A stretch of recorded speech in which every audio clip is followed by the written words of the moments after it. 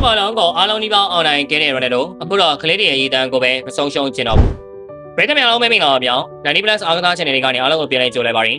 ဘောပါလုံးလောကမှာခရစ်စတီယာနိုဆိုတဲ့နာမည်ကိုပြောလိုက်တာနဲ့ဂိုးရီစူပလာတွေစံချိန်တွေအောင်မြင်မှုတွေနဲ့ပြည့်နေတဲ့ကစားမပွားတစ်ခုကိုပဲလူအများကအရင်ဆုံးမြင်မိကြပါပါတယ်လုံးတစ်ခုကြော်ကြောင်ကဘာကောင်းဆုံးပြဖို့ရုန်းကန်ခဲ့တဲ့သူပြည့်နိုင်မှုကျင်ရတဲ့စံချိန်တွေကိုကွန်ပျူတာကိုချိုးပြခဲ့တဲ့သူအတလေး7နှစ်အရွယ်ထိတောင်ကွင်းထဲမှာဆက်လက်တိုင်ပွဲဝင်နေတဲ့သူတယောက်အနေနဲ့ရေဒိုရဲ့ဘွားကိုကြည့်မယ်ဆိုရင်အောင်မြင်မှုဆိုတာသူ့ဘွားမှာမရနိုင်သေးတဲ့အရာတစ်ခုတော့ပြောဖို့ဖြစ်ပါတယ်ဒါပေမဲ့သူ့ရဲ့ဘွားမှာအောင်မြင်မှုတွေအားလုံးချက်ပေါ်ပြီးတန်ဖိုးရှိလာတဲ့အရာတစ်ခုရှိနေပါတယ်အဲ့ဒါကတော့သူ့ရဲ့မိသားစုပါပဲ2026ခုနှစ်ဩဂတ်စ်လ17ရက်နေ့မှာရေဒိုနဲ့ဂျော်ဂျီနာရိုဒီကိုတို့ဟာ10သူနှစ်ကြာဖြတ်တန်းလာခဲ့ပြီးတဲ့နောက်ဆုံးမှာတရားဝင်လက်ထပ်ခဲ့ကြပါတယ်လူတွေကရေဒိုလောကဘာကျော်စပါစားတရားရဲ့မင်္ဂလာပွဲဆိုရင်ဘလောက်အထိခံရမလဲဘလောက်အထိနာမည်ကြီးဧည့်သည်တွေတက်ရောက်မလဲဆိုပြီးမျှော်လင့်ထားကြပေမဲ့တကယ်ဖြစ်လာတဲ့ပုံစံကတော့အဲ့မျှော်လင့်ချက်တွေနဲ့လုံးဝကိုစမ်းနေနေပါတယ်ကလိုနီယာဟာပေါ်တူဂီနိုင်ငံကန်ဆန်မြို့ကကိုယ့်ရဲ့ကန်ထဲမှာပဲကလေးတွေနဲ့အတူအလုံးရိုးရှင်းတဲ့ခန္ဓာလေးနဲ့လက်ထပ်ခဲ့ကြတာပါဒီအချက်ကရေဒိုရဲ့လက်ရှိဘဝမှာဘာတွေကအရေးကြီးဆုံးဖြစ်နေပြီလဲဆိုတာကိုအများကြီးပြောပြနေပါတယ်ဒီချိန်ကရေဒိုရဲ့အိမ်မက်ကကဘာကောင်းဆုံးကစားမဖြစ်ဖို့ဖြစ်ခဲ့ပါတယ်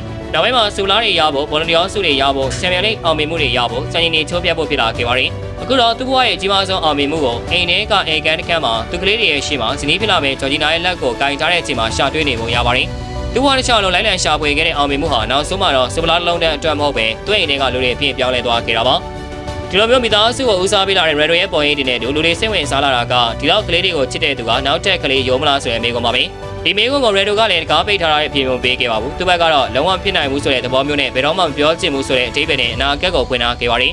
ဂျော်ဂျီနာကလည်းလက်ရှိမှာနောက်ထပ်ကလေးတယောက်ထည့်ရလာရင်လူအိမ်ရန်ကျက်သွားနိုင်တယ်ဆိုတဲ့သဘောမျိုးနဲ့ရည်စရာပြောခဲ့ပေမဲ့အငယ်ဆုံးကလေးလေးတွေအသက်15-16နှစ်ရောက်တဲ့အချိန်မှာသူတို့နှစ်ယောက်ကလည်းနှုတ်ပြနေဦးမယ်ဆိုရင်တော့ဘာကြောင့်နောက်ထပ်ကလေးများနိုင်ရမှာလဲဆိုတဲ့သဘောမျိုးဖွင့်ရထားပါတယ်ဒီနေရာမှာစိတ်ဝင်စားစရာအကောင်းဆုံးကရေဒိုရဲ့အဖေဟာကလေးပဲနှစ်ယောက်လိုချင်နေဆိုတာတန်းသူ့ဘဝမှာကလေးတွေရဲ့နေရာဘယ်လောက်ကြီးအရေးကြီးတယ်ဆိုတာကိုပို့ပြီးတော့ပေါ်ပြနေခြင်းပါပဲသူ့အတွက်ဘောလုံးကွင်းတွေကလူအော်တန်နေပရိသတ်တွေအားပေးတန်နေစပလာရတဲ့အချိန်မှာကြားခဲ့ရတဲ့အောင်ပွဲကန်တဲ့တွေကဒီနေ့မှာတိတ်ဆိတ်သွားနိုင်ပါတယ်ဒါပေမဲ့အိမ်ထဲမှာကလေးတွေပြေးတော့ဆော်ကစားနေတဲ့အတန်ဟီမောနေတဲ့အတန်တွေကတော့သူ့အတွက်ဘွားရဲ့တစ်စိပိုင်းဖြစ်နေပြီးတော့မြင်ရပါတယ်သူကိုယ်တိုင်ကလည်းကလေးတွေအတန်မရှိတဲ့ဘွားကိုစဉ်းစားတော့မကြည့်ကျင်ဘူးဆိုတဲ့သဘောမျိုးနဲ့ပြောထားတာကဒီမိသားစုအပေါ်ထားတဲ့သူ့ရဲ့ခံစားချက်ကိုပို့ပြီးတော့ထင်ရှားစေပါတယ်ဘယ်ရဲလက်ရှိမိသားစုထဲမှာခရစ်စတီယာနိုဂျူနီယာအမွာအေဘရာနဲ့မာတီယိုအလန်နာမာတီနာနဲ့ဘယ်လာအမစကန်နာဆိုတဲ့ကလေး9ယောက်ရှိနေပြီ2022ခုနှစ်မှာဘယ်လာရဲ့အမွာကိုအင်ဂျယ်ကိုမွေးဖွားခြင်းမှာဆုံးရှုံးခဲ့ရတဲ့နာကျင်စရာတွေ့ကြုံလဲသူတို့မိသားစုမှာရှိနေပါတယ်ဒီလိုတွေ့ကြုံတွေကိုဖျက်ဆီးပြီးတဲ့နောက်မိသားစုဆိုတာဘယ်လိုအတွက်ဘာကြောင့်ဒီလောက်တောင်တန်ဖိုးရှိနေလဲဆိုတာကိုလည်းနားလည်နိုင်ပါတယ်